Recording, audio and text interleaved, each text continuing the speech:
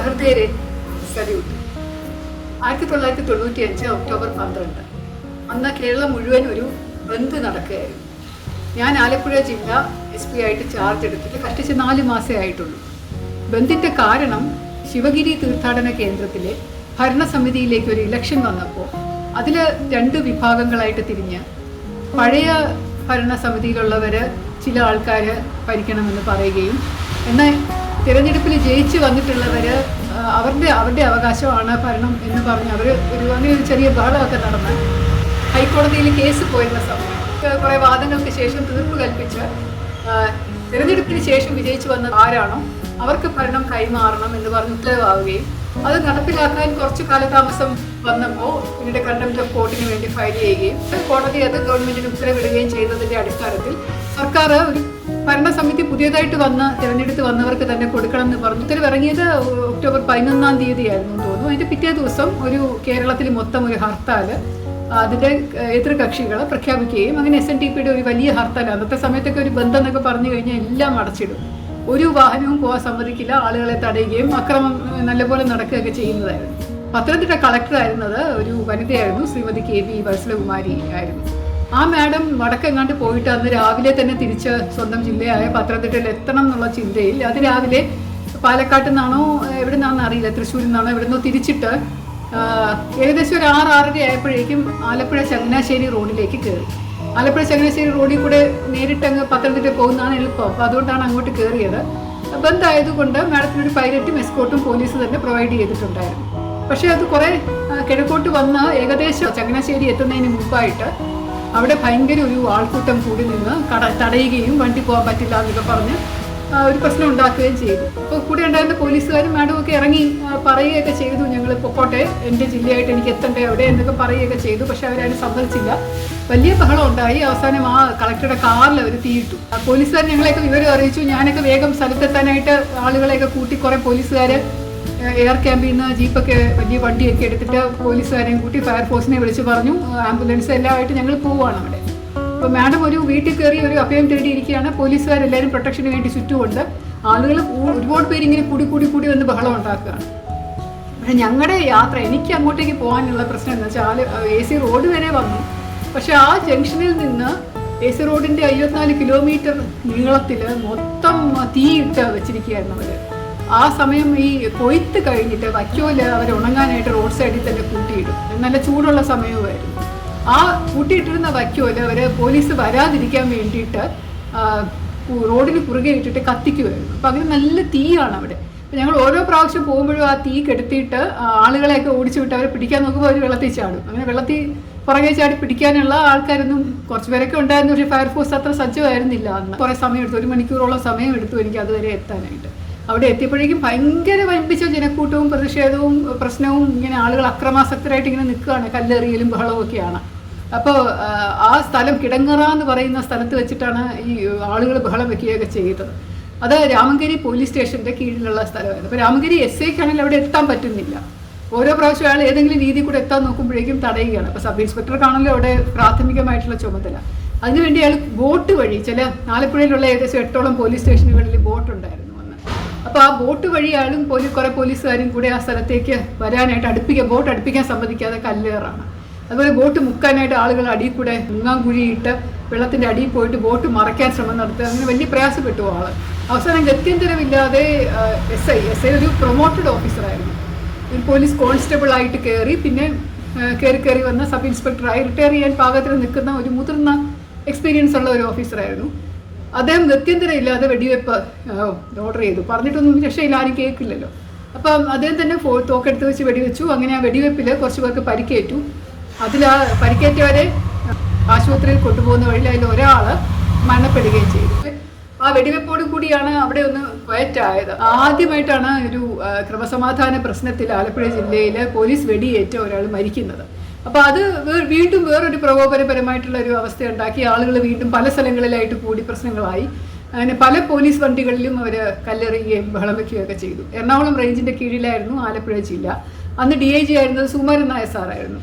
അപ്പോൾ അദ്ദേഹം പെട്ടെന്ന് വന്നു, വിവരം വന്നിട്ട് അദ്ദേഹം ആലപ്പുഴ വന്നിട്ട് അദ്ദേഹത്തിനും ഇതുപോലെ ഈ MC റോഡിലോട്ട് കയറാൻ പറ്റാത്ത പോലെ തീയിലൊക്കെ പെട്ടുപോയി.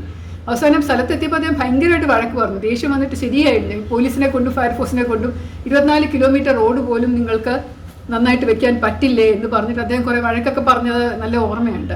ഞങ്ങൾ വത്സലകുമാരി മാഡത്തിനെ വിളിച്ചിട്ട് വേറൊരു പോലീസ് ജീപ്പിൽ കയറ്റി പത്തനംതിട്ടയിൽ വിടാം എന്ന് പറഞ്ഞ് വിട്ടപ്പോൾ മാഡത്തിന് മറ്റേ വഴി ചങ്ങനാശ്ശേരിയിൽ ആളുകൾ കൂടി നിൽപ്പുണ്ട്. അപ്പോൾ ചങ്ങനാശ്ശേരി തൊട്ട് പിന്നെയും പോകണമല്ലോ, തിരുവല്ല വരെ പോയിട്ടല്ലേ തിരിഞ്ഞു പോകാൻ പറ്റൂ.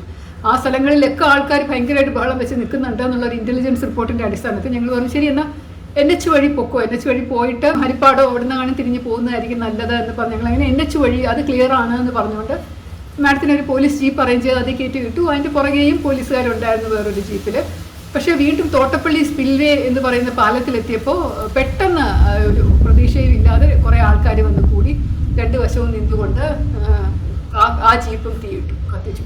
മാഡം അത് ഇറങ്ങി ഓടി ആ പാലത്തിൻ്റെ വശത്തൊരു റെയിൽവേ ലൈനോ അതുപോലെ ഉണ്ട്, അതിൽ കൂടെ ഓടി ചാടി ഇറങ്ങി ആ വശത്തൂടെ ഓടിപ്പോയി. പിന്നെ അപ്പുറത്ത് പോയി വേറൊരു വണ്ടിയിൽ കയറിയൊക്കെ ഞങ്ങൾ എങ്ങനെയോ ഒന്ന് ജില്ല വിട്ട് അവിടെ കൊണ്ടുവന്ന് എത്തിക്കുകയായിരുന്നു ചെയ്തത്. സാധാരണ സംഭവിക്കുന്നത് എന്താണെന്ന് വെച്ചാൽ ഇതുപോലെ ലോ ആൻഡ് ഓർഡർ ഇൻസിഡൻറ്റും ഒരു ഫയറിങ്ങും ഒരാൾ മരിക്കുകയൊക്കെ ചെയ്ത് കഴിഞ്ഞാൽ ഒരു സബ് ഡിവിഷണൽ മജിസ്ട്രേറ്റിൻ്റെ സാന്നിധ്യം ഇല്ലാതെ വെടിവെച്ചു എന്നൊക്കെ പറഞ്ഞ് വലിയ വിവാദമാവുകയും പ്രശ്നങ്ങളൊക്കെ ഉണ്ടായി. പക്ഷെ എന്നാലും അതിൻ്റെ ബേസിസിൽ ഒരു ജുഡീഷ്യൽ അന്വേഷണം ഓർഡർ ചെയ്യുകയും SP അടക്കമുള്ളവർക്കെതിരെ അച്ചടക്ക നടപടി ചെയ്യുകയും ചെയ്യുന്ന ഒരു സമ്പ്രദായം ഉണ്ടായിരുന്നു. അങ്ങനെ നേരത്തെ ഉണ്ടായിട്ടുണ്ട്. എന്നോടന്ന് ഉണ്ടായിരുന്ന എല്ലാ ഓഫീസേഴ്സും പറഞ്ഞു മാഡം ഒരു കേസ് എഴുതുമ്പോൾ നമ്മളത് ഷേപ്പ് ചെയ്ത് എഴുതണം.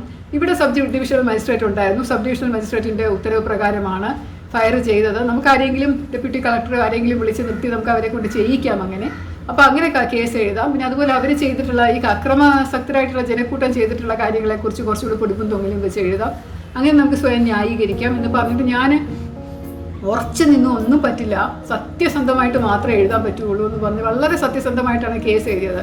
ഓരോ നിമിഷം വെച്ച് എന്തൊക്കെ സംഭവിച്ചു എന്നുള്ളത് വളരെ ഓണസ്റ്റ് ആയിട്ടുള്ള റിപ്പോർട്ട് എഴുതി മരണം ഉണ്ടായതും SI ഫയർ ചെയ്തതും എല്ലാം അടക്കം ഒരു റിപ്പോർട്ട് എഴുതി ഗവൺമെൻറ്റിന് സമർപ്പിക്കുകയും അതിൻ്റെ ബേസിസിൽ സർക്കാർ ഒരു തീരുമാനം എടുത്തു. ജുഡീഷ്യൽ അന്വേഷണം വേണ്ട, ഒരു മജിസ്ട്രേറ്റ്സ് അന്വേഷണം മതി എന്ന് പറഞ്ഞ് കളക്ടറെ തന്നെ അന്വേഷിക്കാനായിട്ട് ചുമതല ഏൽപ്പിച്ചു.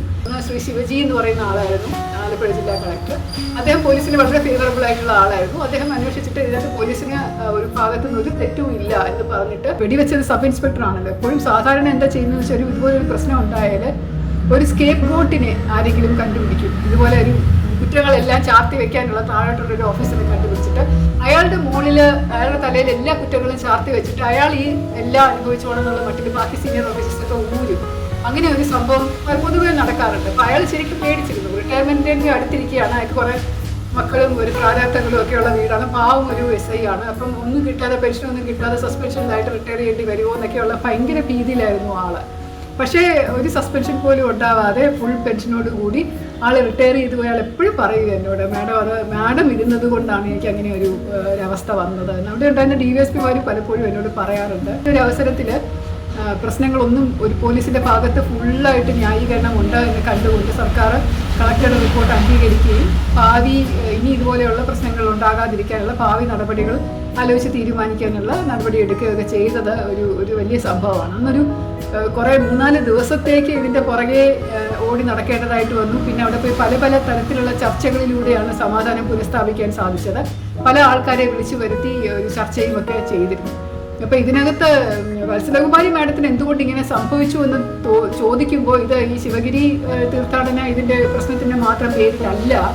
ആ സമയത്ത് പത്തനംതിട്ട കളക്ടറായിരുന്ന ലേഡി ശബരിമല ആചാരം അനുസരിച്ച് യുവതികൾക്ക് പമ്പ വരെയല്ലേ പ്രവേശനമുള്ളൂ, പമ്പയ്ക്ക് അപ്പുറത്തേക്ക് പ്രവേശനമില്ലല്ലോ, അതാണല്ലോ ആചാരം. അതിന് വിരുദ്ധമായിട്ട് ഹൈക്കോടതിയിൽ നിന്നൊരു ഉത്തരവ് വന്നായിരുന്നു. കാര്യം കളക്ടർ എന്നുള്ള നിലയിൽ എല്ലാ ജില്ലയിൽ വരുന്ന സ്ഥലമായതുകൊണ്ട് എവിടെ വേണമെങ്കിലും പോകാനുള്ള അവകാശമുണ്ട്, അതുകൊണ്ട് പൊക്കോളൂ എന്ന് പറഞ്ഞൊരു ഓർഡറിൻ്റെ ബേസിസിൽ ശബരിമല തീർത്ഥാടന സമയത്ത് ഈ വത്സലകുമാരി മാഡം പമ്പയും കഴിഞ്ഞിട്ട് സന്നിധാനം വരെ കയറിയിരുന്നു. അപ്പോൾ അതിനൊരു പ്രതിഷേധം വലുതായിട്ട് നിലനിൽക്കുന്നുണ്ടായിരുന്നു. ആ പ്രതിഷേധവും കൂടെ ചേർന്നിട്ടുള്ള ഒരു പ്രതിഷേധമായിരുന്നു അന്ന് അവിടെ അവർക്ക് നേരെ ഉണ്ടായിരുന്നതെന്ന് പിന്നീട് മാഡം തന്നെ പറഞ്ഞ് ഞാൻ അറിഞ്ഞിട്ടുണ്ട്. അപ്പോൾ അതുകൊണ്ട് എല്ലാം കൂടെ ഉരുത്തിരിഞ്ഞ് വന്ന എൻ്റെ ജില്ലയിൽ അത് വന്നെങ്കിൽ സംഭവിച്ചു എന്നേ ഉള്ളൂ. പക്ഷെ ഒരു വലിയ പ്രശ്നം അത് അങ്ങ് സർക്കാരിൻ്റെയും ഗവൺമെൻറ്റിൻ്റെയും ഉന്നത ഓഫീസേഴ്സിൻ്റെയും എല്ലാവരുടെയും കളക്ടറുടെയൊക്കെ സപ്പോർട്ടോടുകൂടി വലിയ പ്രശ്നമില്ലാതെ കടന്നുപോയി. സസ്നേഹം, ശ്രീലേഖ.